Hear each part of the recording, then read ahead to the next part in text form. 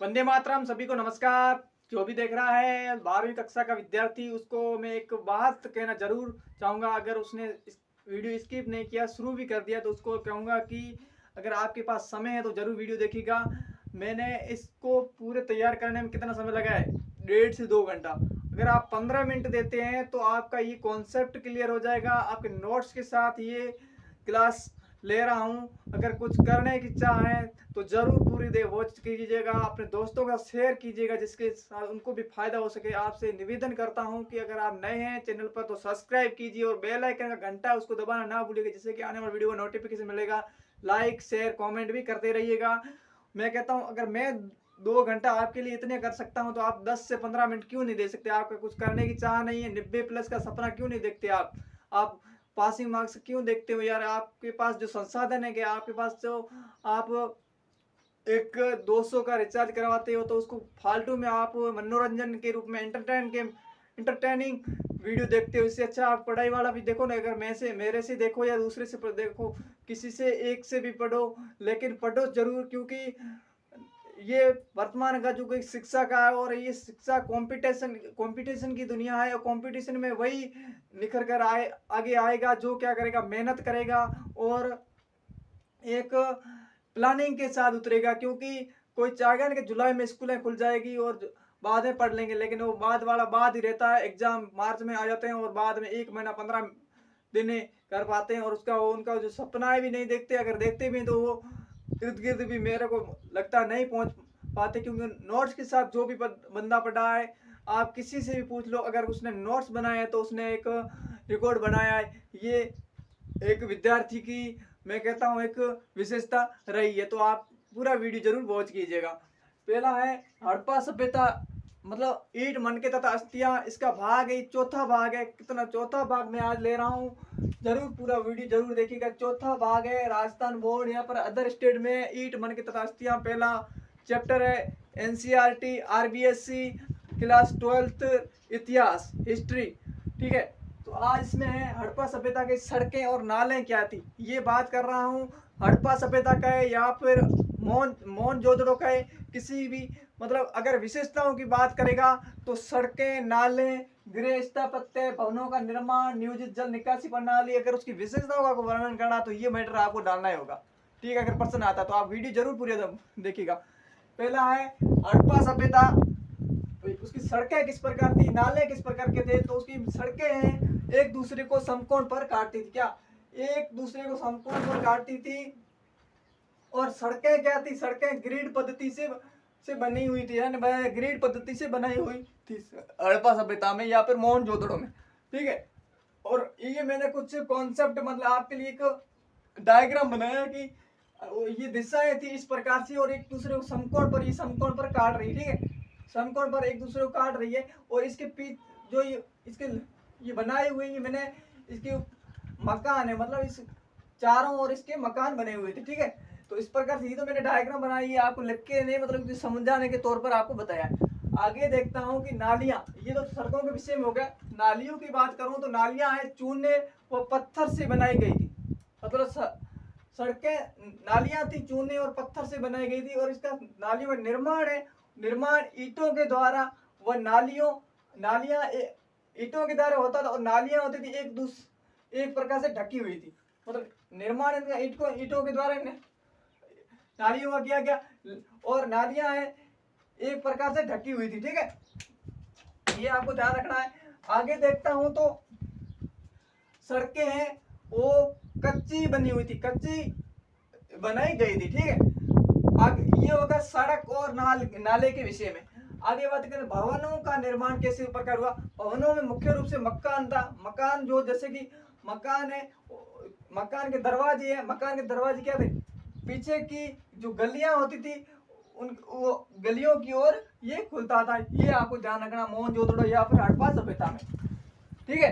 आगे देखता हूं तो नियोजित जल निकासी प्रणाली, नियोजित जल निकासी प्रणाली देखें तो इसे फर्स्ट में देखो, प्रथम है नालियों, जो नालियां होती है उसके साथ क्या है, गलियों का निर्माण भी किया जाता था। नालियों के साथ क्या, गलियों का निर्माण भी किया जाता था।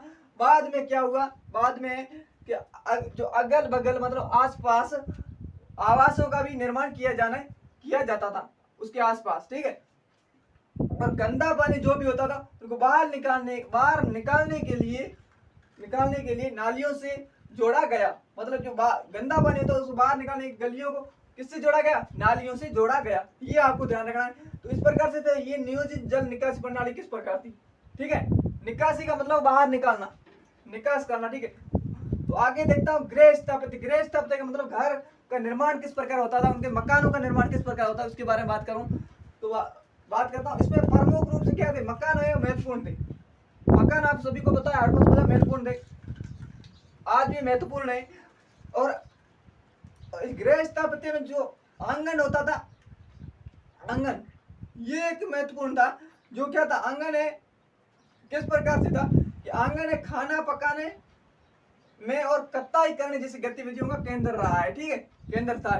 इस प्रकार से ये मैंने डायग्राम बनाया कि इस प्रकार से ये कुछ मतलब ये चारों ओर से दीवार है और इसकी ये दीवार मतलब ये मकान बने हुए, ये एक दूसरे से मकान बने हुए और इसके बीचों बीच में क्या है? आंगन बना हुआ था। तो आंगन होता तो खाना पकाने में और कत्ताई करने जैसी गतिविधियों का केंद्र रहा है गृह स्थापत्य के अंतर्गत। अगर आपको प्रश्न पूछा जाए 3 नंबर का सिंधु घाटी सभ्यता, हड़प्पा सभ्यता या फिर मोहनजोदड़ो सभ्यता का गृह स्थापत्य के बारे में बताइए तो ये आपको यहाँ से डालना है।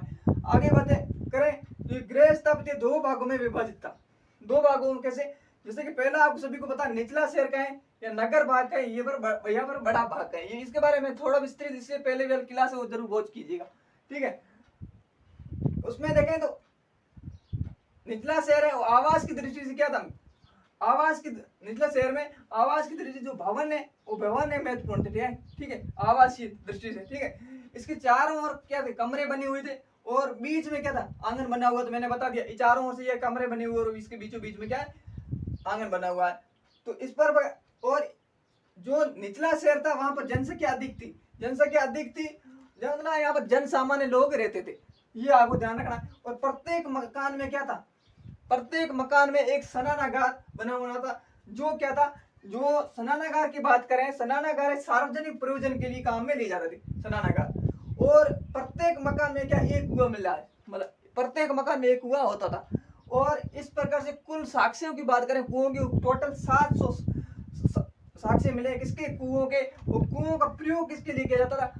जो कुएं बनाए गए और राहगीर जो बाहर के लोग आते थे उनके द्वारा इसका प्रयोग किया जाता था। जिसमें पानी होता था उसका राहगीर जो बाहरी व्यक्ति होता, ठीक है, वहां पर आते रहते थे, वो भी प्रयोग करते थे इन कुओं का, ठीक है, जो जल का। और आगे ये हो गया इसका कॉन्सेप्ट। आगे बात करता हूँ इसी के अंतर्गत गृह स्थापत्य में दूसरा दुर्ग भाग का है या फिर छोटा शहर का है या फिर उंचला शहर का है।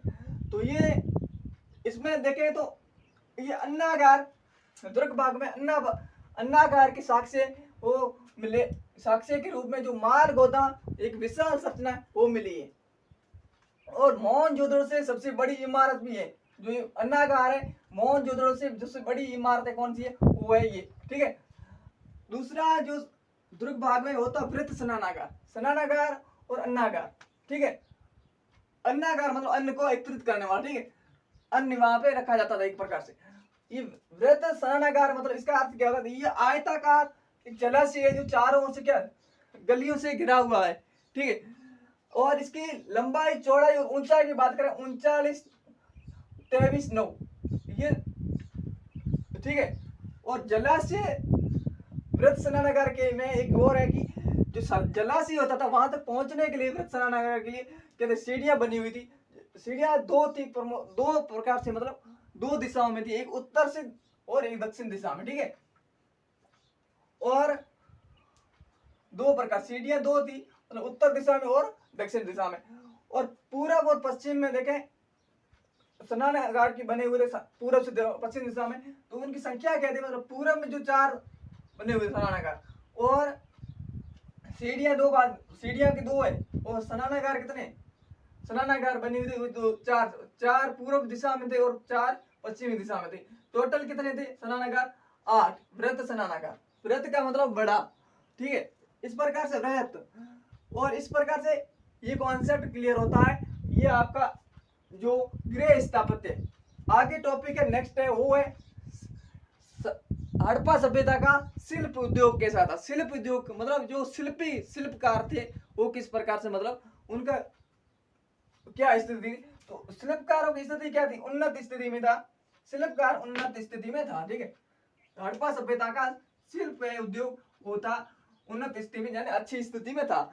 आगे बात करता हूँ, मैंने नोट कुछ डाला है तो आपको ध्यान रखना कि छेद निकालने के लिए छेद में जैसे कि छेद में जैसे औजार है, बाट है, उपकरण है, ये साक्ष्य धोलावीरा चनुदड़ो और लोथल से ये मिले हैं, ठीक है। अब चनुदड़ो की बात करूं, चनुदड़ो की खोज है 1931 में। कब? 1931 में एन जी मजूमदार के द्वारा खोजा गया। दूसरा है लोथल। लोथल कहाँ पड़ता है? वो पड़ता है गुजरात में। और ये यहाँ पर क्या है? शिल्प जो उद्योग के साक्ष्य प्राप्त हुए। जो ये दो स्थान है चनुदड़ो और लोथल है, यहाँ से क्या है? शिल्प उद्योग के साक्ष्य मिले हैं। लोथल है, लोथल आपको पता है कि बंदरगाह के अवशेष है, जहां पर सिंधु घाटी सभ्यता, हड़प्पा सभ्यता या फिर मोहनजोदड़ो जो भी कहें, उसमें मतलब जो बंदरगाह के अवशेष है वो कहां से प्राप्त हुए? वो लोथल से प्राप्त हुए। आगे बात करें जो शिल्पकारियों से, उनका कार्य क्या था? उनका काम था मनके बनाना, पहला काम। दूसरा था शंख की कटाई और वस्तुएं प्राप्त करना। और शंख की कटाई की मतलब साक्ष्य कहां से प्राप्त है? हुए आपको पता है बालाकोट नागेश्वर। ये क्वेश्चन आपको 1 नंबर का मैं इसलिए बता रहा हूँ क्योंकि पूछा भी जाता है। आपको कॉन्सेप्ट के साथ बता रहा हूँ, अगर कोई देख रहा है तो उसका मैं कहता हूँ कुछ न कुछ अचीव करेगा जिंदगी में अपनी में, क्योंकि समय पढ़ाई की चीज में जो भी देता है वो मैं कहता हूँ सक्सेस जरूर होगा अपनी लाइफ में। और आगे देखता हूँ तीसरा कार्य है मोहरों का निर्माण। मोहर है वो मैंने पहले भी बता दिया, जिक्र कर दिया है कि सेलकड़ी नामक पत्थर से बनी हुई थी। और इसी के अंदर का मनके है, और मनके मटका कहो या मनके कहो, ठीक है, ये तांबा, कांसा, सोना धातुओं से बनाने में प्रयोग में ली जाती थी। तो इस प्रकार मैं समझता हूं कि आज ये कॉन्सेप्ट आपका क्लियर हो गया होगा। आगे क्लास में और नेक्स्ट क्लास में और बात करूंगा। और अगर आपको मेरा ये प्रयास अच्छा लगता है तो प्लीज चैनल को सब्सक्राइब जरूर कीजिए और बेल आइकन का घंटा दबाना ना भूलिएगा, जिससे कि आने वाले वीडियो का नोटिफिकेशन मिलेगा। अपने दोस्तों के साथ जरूर शेयर कीजिएगा। मैंने अगर आपके लिए ये 15 मिनट निकाले और प्लस में आप 1.5 से 2 घंटा इसको तैयार करने में इतना आपके लिए मैटर में तैयार करता हूँ, ये इसके साथ कोई कॉम्प्रोमाइज नहीं है।